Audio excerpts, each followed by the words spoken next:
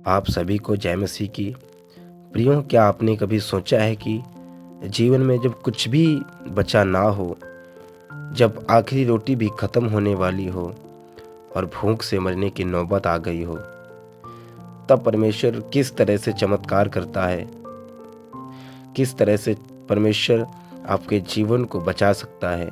जी हाँ, आज की कहानी एक ऐसी विधवा बूढ़ी स्त्री की है जो अपने बच्चे के साथ आखिरी रोटी बनाने जा रही थी और उस रोटी को खाकर मरने वाली थी। तभी परमेश्वर ने उसकी ज़िंदगी में एक ऐसा चमत्कार किया जिसके बारे में उसने कभी सोचा भी नहीं होगा। जी हाँ, उसने अपने एक दास को, जिसका नाम एलिया नबी था, उस दास को उस विधवा स्त्री के पास भेजा।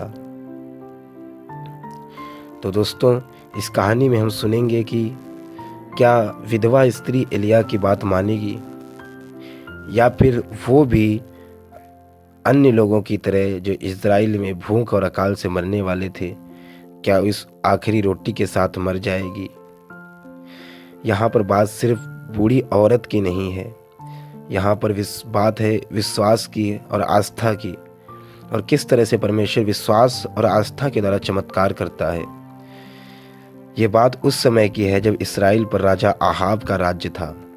बात सिर्फ राजा आहाब की नहीं थी, बात उसकी दुष्ट रानी इजेबेल की थी। इजेबेल एक दुष्ट प्रवृत्ति की नारी थी। उसने परमेश्वर के विरुद्ध काम किया। इजेबेल एक ऐसी नारी थी जिसने समस्त इजराइल को मूर्ति पूजा की ओर और बाल की उपासना की ओर घसीटने वाली स्त्री थी। उसने पूरे इजराइल में परमेश्वर की आराधना को बंद करने की ठान ली थी। उस समय लोग यही सोचते थे कि जो खेतों में फसल लहलहाती है वो बाल की कृपा से है, जो बारिश होती है वो बाल की कृपा से होती है। लेकिन क्या परमेश्वर इन सब बुराइयों को यूं ही सहन कर सकता था? नहीं, परमेश्वर इन सब बुराइयों को यूं ही नहीं सहन कर सकता था। उसने एक अपने नबी को खड़ा किया जिसका नाम एलिया था। एलिया एक ऐसा नबी था जो हमेशा परमेश्वर के सामने उपस्थित रहता था, हमेशा परमेश्वर की आज्ञाओं पर, परमेश्वर की बातों पर चलता था। एलिया गिलाद के जो परदेसी थे उनमें का रहने वाला था।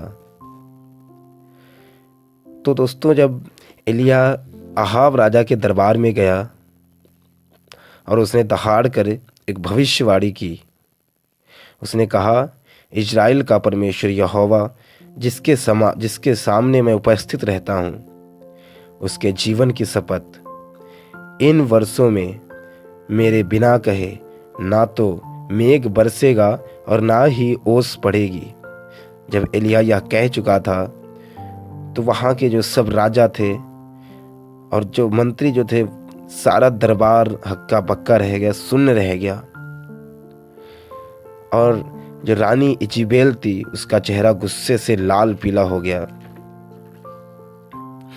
इन बातों के पश्चात एलिया ने सोचा कि परमेश्वर ने यूं ही ये बातें नहीं कही हैं। परमेश्वर अब अपने लोगों को सच्चाई दिखाना चाहता था कि असली राजा कौन है, वह जो बाल देवताओं की उपासना करता है या पूजा करता है, या फिर सेनाओं का यहोवा जो जीवित परमेश्वर है। दोस्तों, हमारी कहानी की शुरुआत अब यहीं से होती है। जब एलिया ने भविष्यवाणी कर दी, उसके पश्चात धरती सूखने लगी और बादल भी सूखने लगा और सूखा अकाल बढ़ता चला गया। जब अकाल भारी हो गया, बहुत ज़्यादा बढ़ गया, तब परमेश्वर ने एलिया नबी से कहा कि यहाँ से चलकर पूरब की ओर जा और करीत नामक नाले में छिप जा। उस समय एलिया भी इस बात को नहीं समझ पा रहा था कि परमेश्वर उसके जीवन में क्या करना चाहता है, परमेश्वर की क्या योजना है। लेकिन वह हमेशा परमेश्वर की जब राहों पर चलता था, इसलिए उसने परमेश्वर की बात मानी और करीत नामक नाले में जाकर छिप गया। पर परमेश्वर ने यहीं पर उसकी जिंदगी में एक बड़ा चमत्कार किया। जब पूरा देश अकाल में था, एक एक व्यक्ति खाने के लिए, पानी के लिए जूझ रहा था। और राजा आहाब भी उस समय सूखे से परेशान था। लेकिन उसी समय परमेश्वर एलिया को शांति वाली ज़िंदगी, सुकून वाली ज़िंदगी देता है। और राजा भी इस समय एलिया को मारने के लिए अपने सैनिक भेजता था। लेकिन परमेश्वर उस समय एलिया को सुकून से, शांति से करीत नाले में, जो वहाँ पर एलिया रहता था, परमेश्वर उसका पालन पोषण करता था। वहीं सुबह और शाम कौवे उसके लिए मांस लेकर आया करते थे और वह उसी नाले का पानी पिया करता था। दोस्तों, कहानी यहीं ख़त्म नहीं होती है। अब आगे एक और बड़ा संकट आने वाला था। जब अकाल बढ़ता गया और धीरे धीरे पूरे देश में जब अकाल फैल गया, तो उस नाले का पानी भी सूख गया और एलिया को पीने के लिए कुछ नहीं बचा। क्या परमेश्वर फिर से कोई चमत्कार करेगा? क्या परमेश्वर एलिया को फिर से बचाएगा? या फिर एलिया दूसरे लोगों की तरह भूखों मरने वाला है? नहीं, परमेश्वर अब एलिया को एक ऐसी भूखी और विधवा स्त्री के पास भेजेगा जिसके पास खुद ना कुछ खाने को है, ना कुछ पीने को है, जो अपने बेटे के साथ अपने घर में थोड़ा मैदा और कुप्पी में थोड़ा तेल लेकर आखिरी रोटी बना रही थी और खाकर मरने वाली थी। उस बूढ़ी और विधवा स्त्री को भी इस बात का पता नहीं था कि परमेश्वर उसकी ज़िंदगी में क्या करना चाहता है। लेकिन परमेश्वर उसकी ज़िंदगी में एक बड़े चमत्कार को दिखाना चाहता था। दोस्तों, जब आपकी ज़िंदगी में कोई रास्ता नहीं दिखता है और आपकी ज़िंदगी के सारे रास्ते बंद हो जाते हैं, तब कैसे परमेश्वर आपकी ज़िंदगी में चमत्कार करता है? ठीक उसी बूढ़ी विधवा स्त्री की तरह, जब उसके सारे रास्ते बंद हो गए, जब उसकी ताकत लगानी अपनी बंद कर दी, तब परमेश्वर ने किस तरह से उसकी ज़िंदगी में अपने दास के द्वारा चमत्कार किया। ये सब ऐसे ही नहीं हुआ। वह स्त्री, उस स्त्री का जो पति था वो परमेश्वर का सच्चा भक्त था, परमेश्वर के राहों पर चलता था और परमेश्वर का भय मानता था। ये कहानी शुरू होती है सीदोन के सारमत नगर से। तब परमेश्वर की आत्मा ने एलिया से कहा कि अब यहाँ से चलकर सीदोन के सापरत नगर में जाकर वहाँ रह। परमेश्वर ने एलिया से कहा कि सुन, मैंने वहाँ एक विधवा स्त्री को तेरे खिलाने के लिए आज्ञा दी है। और जब एलिया के पास ये वचन पहुँचा तो एलिया उस नाले को छोड़कर उसी नगर की ओर जहाँ बूढ़ी विधवा स्त्री रहती थी, सापरत नगर में गया।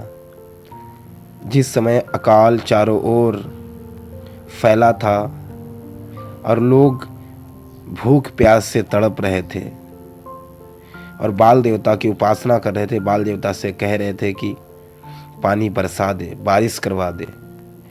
जब एलिया उस नगर में पहुंचा तो क्या देखता है कि वहाँ विधवा लकड़ी बीन रही थी। जब परमेश्वर के दास ने उससे कहा कि मेरे लिए थोड़ा पानी ले आ, जब वह विधवा पानी लेने जा रही थी, परमेश्वर के दास ने उससे कहा कि मेरे लिए एक रोटी का टुकड़ा भी लेते आना। जब स्त्री ने यह बात सुनी तो वो रोने लगी, क्योंकि उसके घर में बस थोड़ा सा मैदा और एक कुप्पी तेल था, जिससे वह अपने बेटे और अपने लिए रोटी बनाने वाली थी, ताकि वो उसको खा के और उसके बाद मर जाए। लेकिन जब परमेश्वर के दास ने ये शब्द बोला तो उसने परमेश्वर के दास की बात सुनी और उसने ना चाहते हुए भी हृदय कठोर करके परमेश्वर के दास को वो रोटी बना कर दी। दोस्तों, ये एक बहुत ही कठिन समस्या थी उस विधवा बूढ़ी स्त्री के सामने कि जब उसके घर में थोड़ा सा आटा हो, थोड़ा सा तेल हो और जिससे वो खुद अपने बेटे को जिंदा रख सके या फिर वो परमेश्वर के दास को दे। लेकिन अतिथि का सत्कार भी करना था, इसलिए उसने परमेश्वर की बात को सुना। लेकिन जब उस विधवा स्त्री ने बोया तभी परमेश्वर ने चमत्कार कर पाया। उस विधवा ने अपने मन को कठोर किया और परमेश्वर के दास को रोटी बनाकर दी जाके। और जब उसने ऐसा किया तो बाइबल बताती है कि पूरे अकाल के वर्षों में उस बूढ़ी विधवा स्त्री के घर से ना तो मैदा चुका और ना ही तेल उसकी कुप्पी से कभी ख़त्म हुआ। उसने और उसके पूरे घराने ने अकाल भर आनंद के साथ खाया। दोस्तों, आपकी ज़िंदगी में भी कई बार अकाल और सूखा होता है। वो अकाल आपकी सेहत पर हो सकता है, वो अकाल आपके शरीर पर हो सकता है, वो अकाल आपके बिजनेस पर हो सकता है, वो अकाल आपके फाइनेंस पर, वो अकाल आपके फैमिली पर हो सकता है। इसी समय जब आप संसार की ना सुनकर, दुनिया को ना देखकर जब आप परमेश्वर की बात को सुनते हैं उस बूढ़ी विधवा की तरह, तो परमेश्वर फिर आपके जीवन में भी उस बूढ़ी विधवा की तरह चमत्कार करता है। कहानी के आगे पार्ट के लिए हमारे चैनल को सब्सक्राइब करें। आमीन। मेरा दिल